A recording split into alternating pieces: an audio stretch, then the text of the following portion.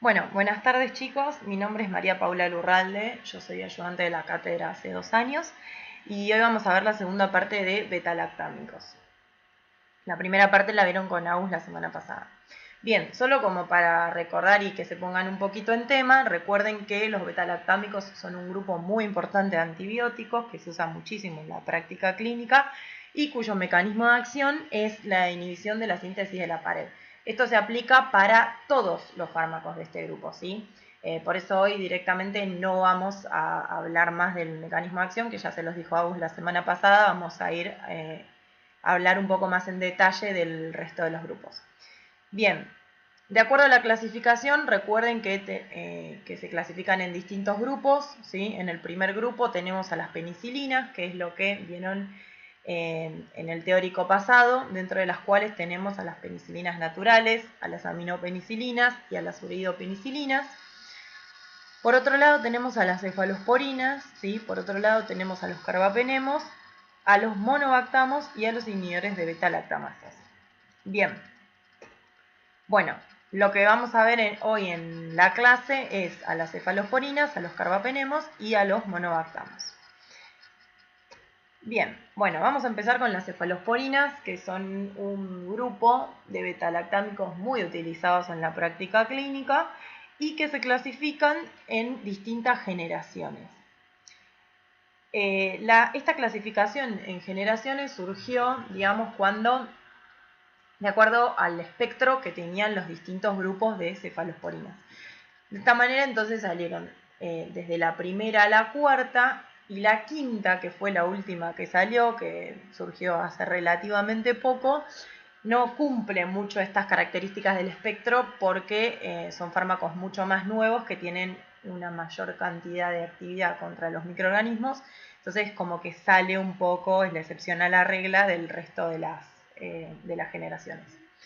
Ahora, una generalidad que se aplica a las otras 4 es que las primeras generaciones tienen muchísima más actividad contra microorganismos gram positivos, mientras que avanzan las generaciones tienen más actividad contra microorganismos gram negativos.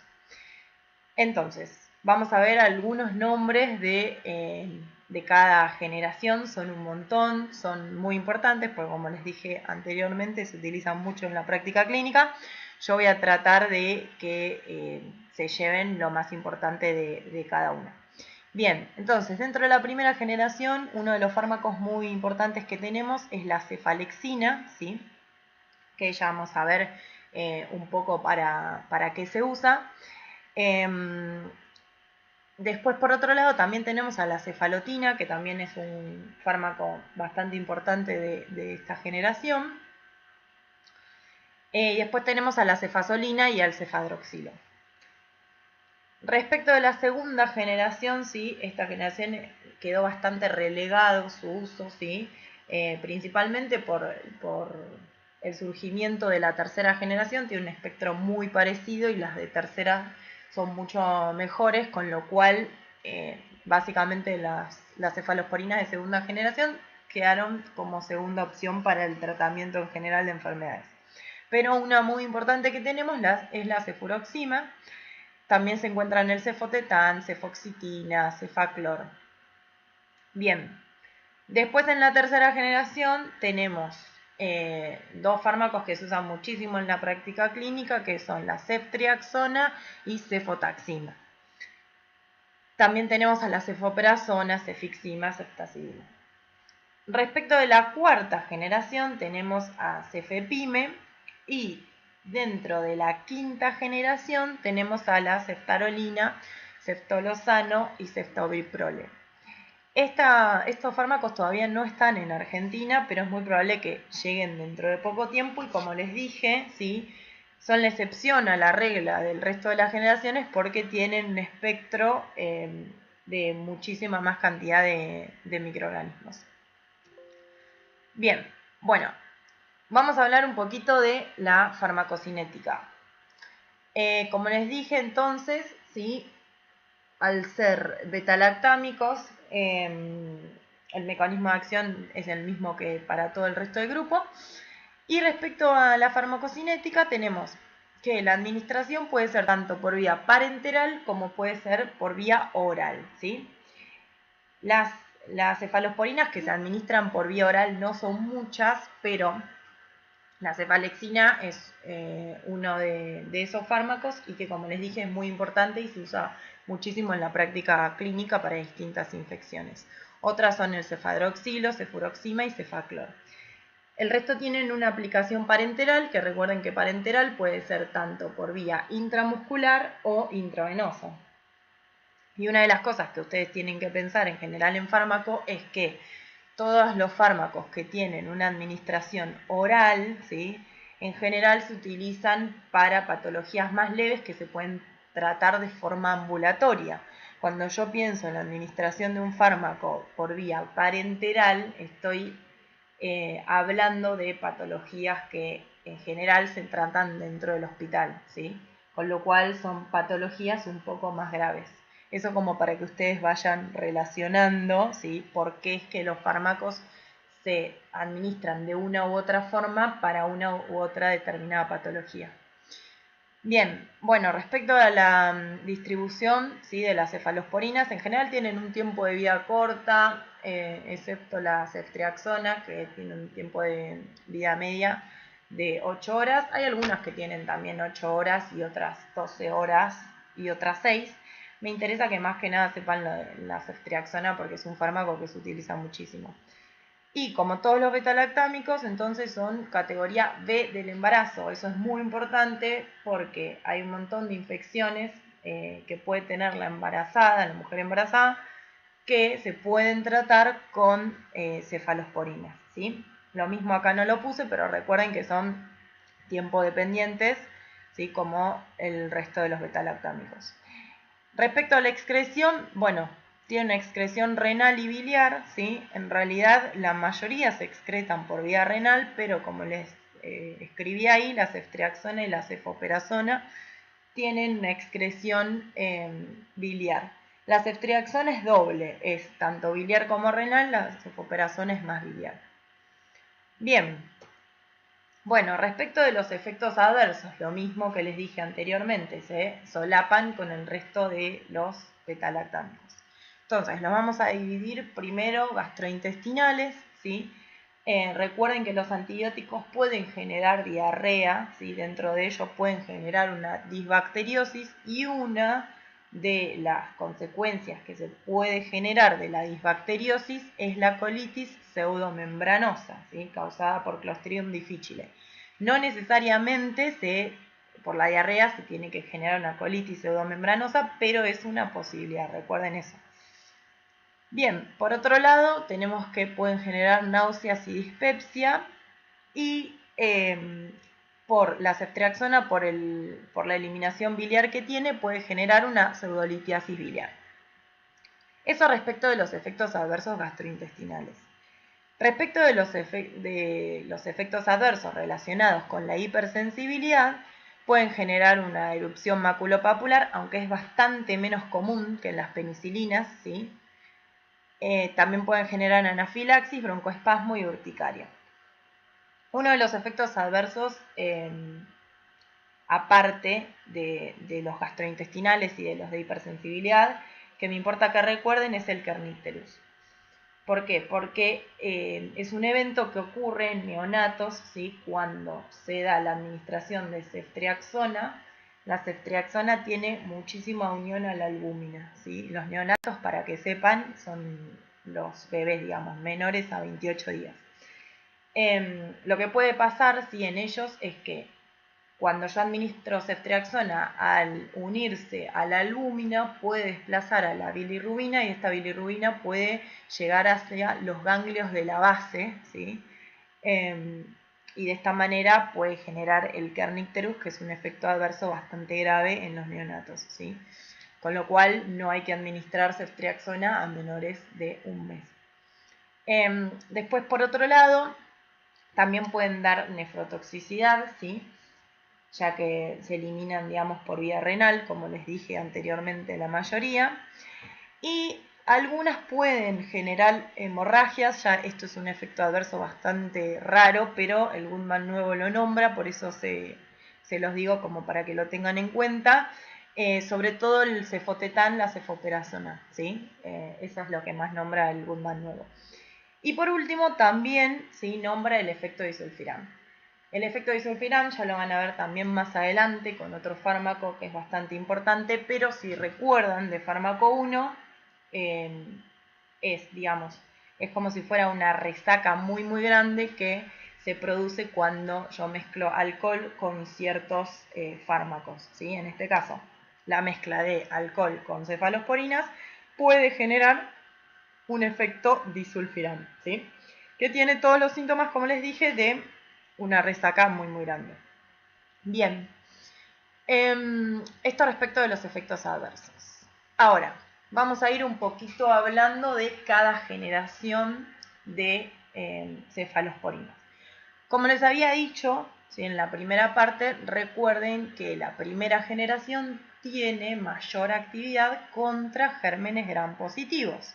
Entonces, como nosotros sabemos, dos de los gérmenes gram positivos más conocidos son Streptopiógenes y SAM-S, que es Staphylo aureus meticilino sensible. Eso es muy importante porque existe también lo que conocemos como SAM-R, ¿sí?, que es Staphylo aureus meticilino resistente, que es, otra variante de Staphylo aureus que fue desarrollando mucha resistencia a ciertos antibióticos y que es importante que sepan cuáles son los antibióticos que actúan contra SAM-R porque es un patógeno bastante difícil de manejar y que causa muchos problemas en el ámbito hospitalario. En este caso, las cefalosporinas de primera generación actúan contra SAM-S, no contra SAM-R. Y las patologías que sean causadas por estos microorganismos son, las cefalosporinas de primera generación, son la elección para el tratamiento. Como sabemos, Staphylo aureus, por ejemplo, se encuentra en la piel y en las partes blandas, ¿sí? Entonces, cualquier patología de piel y partes blandas va a ser causada por Staphylo aureus, como por ejemplo el impétigo, la mastitis, la celulitis. Recuerden que la mastitis, sí, es una infección bastante común, que puede darse, ¿sí?, en mujeres que están amamantando. Y habíamos dicho entonces que los betalactámicos son categoría B, ¿sí?, dentro de ellas las cefalosporinas, o sea que podríamos utilizar tranquilamente la cefalexina para tratar una mastitis. Bien. Por otro lado, obviamente siempre existe la excepción a la regla y además de cubrir muy bien microorganismos gram positivos, también tienen cobertura contra Escherichia coli, contra Klebsiella y contra algunos proteus. Entonces, también son fármacos, o sea, los fármacos de las cefalosporinas de primera generación, que se utilizan como primera línea para tratar infecciones urinarias bajas, ¿sí? Por ejemplo, una infección urinaria, la típica llamada cistitis en una mujer joven, hoy de elección es la cefalexina, ¿sí? Bueno, ya sé que es un montón de información, pero voy tratando de decirles lo más importante y ponerle ejemplos clínicos para que entiendan un poquito más. Bien, bueno, vamos ahora a la segunda generación, que recuerden que, como les había dicho anteriormente, la segunda generación en general hoy quedó relegada, ¿sí?, por la tercera y no se usa elección en general en ninguna patología. Pero vamos a hablar un poquito en qué caso usaríamos. Como les dije entonces, no son tan activos como contra gram positivos como las cefalosporinas de primera generación y tienen mayor actividad contra gram negativos y contra anaerobios, ¿sí? Dentro de estos microorganismos tenemos que tienen actividad contra Bacteroides fragilis, contra E. coli, contra Klebsiella, Haemophilus influenzae y Moraxella. Haemophilus influenzae es muy importante porque es uno de los agentes etiológicos de meningitis bacteriana, ¿sí? Y, por ejemplo, la cefuroxima, como les puse, se puede utilizar en meningitis y es la primera alternativa que utilizaríamos para el tratamiento en meningitis en neonatos, ¿sí? por lo que les expliqué anteriormente de que no podríamos administrar ceftriaxona por el efecto kernicterus que generaría. Entonces, esa cobertura es importante. Bien. Bueno, vamos a la tercera generación. La tercera generación la tienen que saber bien porque son, o sea, ceftriaxona, ya les dije que es como la vedette de esta generación y se utiliza muchísimo en la práctica por la cobertura, digamos, que tiene. Entonces, la ventaja de este grupo es que tiene actividad contra gram negativos y contra algunos gram positivos, ¿sí? Recuerden que a medida que avanzamos en generaciones tienen más actividad contra gram negativos, pero contra algunos gram positivos también la tienen. Tienen mejor cobertura anaerobia y cubren muy parecido, recuerden que el espectro es muy parecido a los de segunda generación, como por ejemplo Escherichia coli, Proteus, Haemophilus influenzae. La particularidad que tienen es que además tienen acción contra streptopiógenes, ¿sí? Que también es muy importante. Por otro lado, entonces, es importante saber que son los fármacos preferidos para infecciones graves por estos patógenos, entonces, ¿sí? Como les dije, dentro de este grupo entonces teníamos a ceftriaxona, ¿sí? Que tiene una amplia cobertura y por eso la vamos a utilizar para aquellas infecciones intrahospitalarias como por ejemplo neumonías, infecciones urinarias, otitis o gonorreas, ¿sí? Gonorrea sabemos que es causada por Neisseria gonorrhoeae, ¿sí? Que es un gram negativo, que es uno de los patógenos productores de una infección de transmisión sexual bastante común y que se puede cubrir con ceftriaxona. Por otro lado, ¿sí? Como les dije anteriormente, sabemos que si bien tiene gran espectro sobre microorganismos gram negativos, también cubre a estreptococo, ¿sí?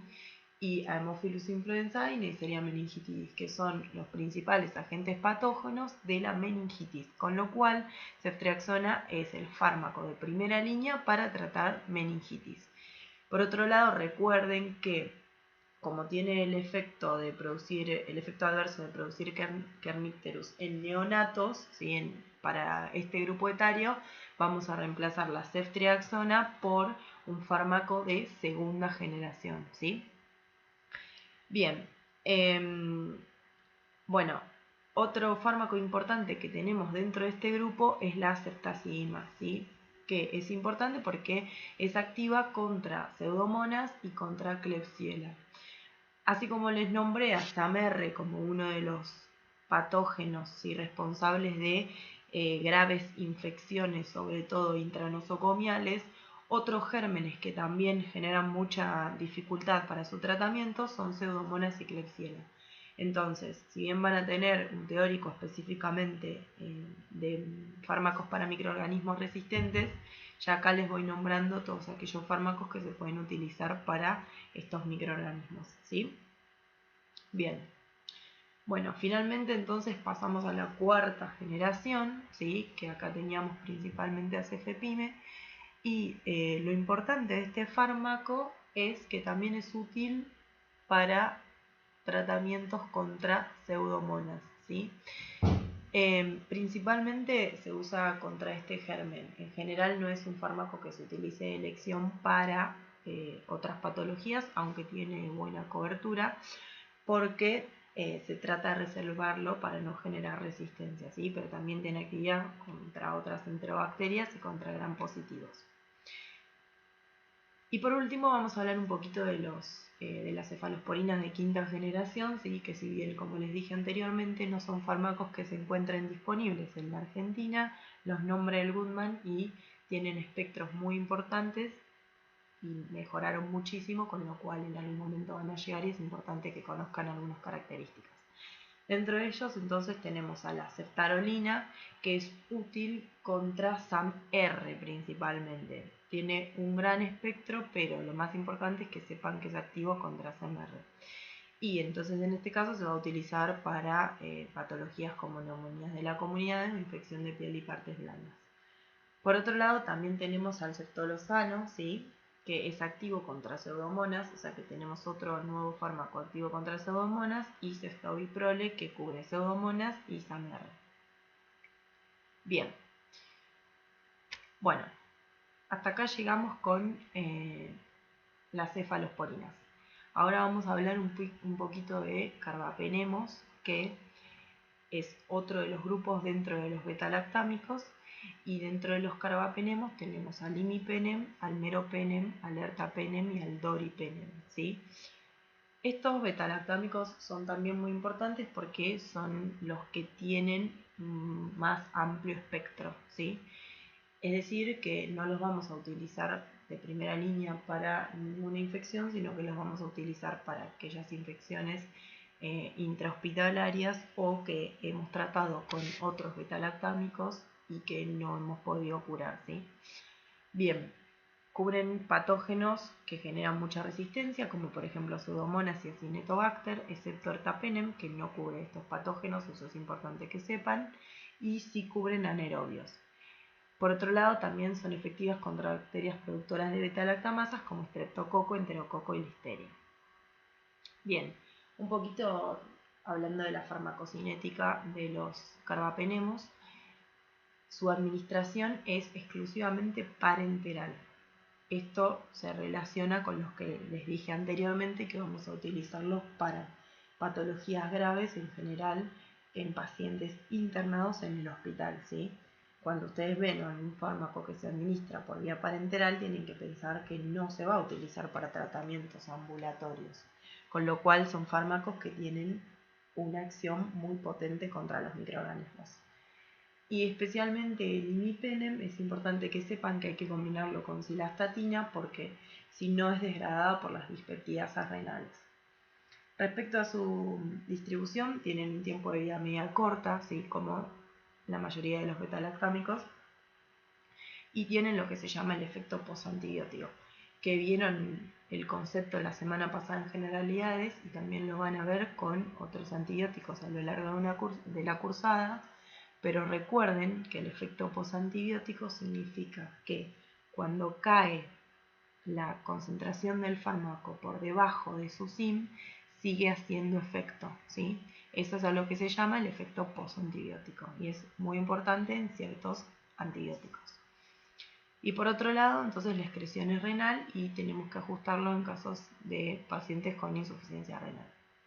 Bien, respecto a los efectos adversos de los carbapenemos, son parte de los betalactámicos, con lo cual comparten estos efectos adversos, pero una particularidad que tienen es su característica de generar convulsiones. El ertapenem de todos ellos es el que menos produciría este efecto adverso, y esto no tiene que ver tanto con la capacidad de los carbapenemos de generar convulsiones, sino que lo que hacen es reducir el umbral convulsivo en aquellos pacientes que son susceptibles a tener convulsiones, ¿sí? Si bien es un efecto adverso que se vio en todos los betalactámicos, particularmente en este grupo es en donde más se desarrolló. Bien, un poquito describiendo los usos, vuelvo a decir lo que les había dicho anteriormente, ¿sí? Que se pueden utilizar para infecciones de piel, partes blandas, tracto urinario y vías respiratorias bajas, como les dije antes, graves, en pacientes que están internados. Bien, acá repetimos un poquito lo que les dije anteriormente y como característica particular de cada uno de los carbapenemos, el meropenem es más activo contra gram negativos y el ertapenem es más activo contra infecciones intraabdominales y pélvicas. Bien, finalmente tenemos al último fármaco, ¿sí? Que pertenece a los monobactamos y que es el Aztreonam. Este fármaco la verdad que no es un fármaco muy utilizado en la práctica clínica, ¿sí? Sino que se reserva para ciertos casos en donde no se pueden utilizar betalactámicos y tiene actividad solo contra gram negativos, pero tiene la característica de que es útil contra pseudomonas y enterobacterias, con lo cual es importante por esta razón. Dentro de lo que es su farmacocinética, al igual que los carbapenemos, es un fármaco que se administra por vía parenteral, ¿sí? Lo mismo, acuérdense que se utiliza de segunda línea para infecciones graves, en general, o sea, intrahospitalarias. Respecto a su distribución, tiene un tiempo de vida media corta y se prolonga en insuficiencia renal, con lo cual hay que ajustar este fármaco en insuficiencia renal.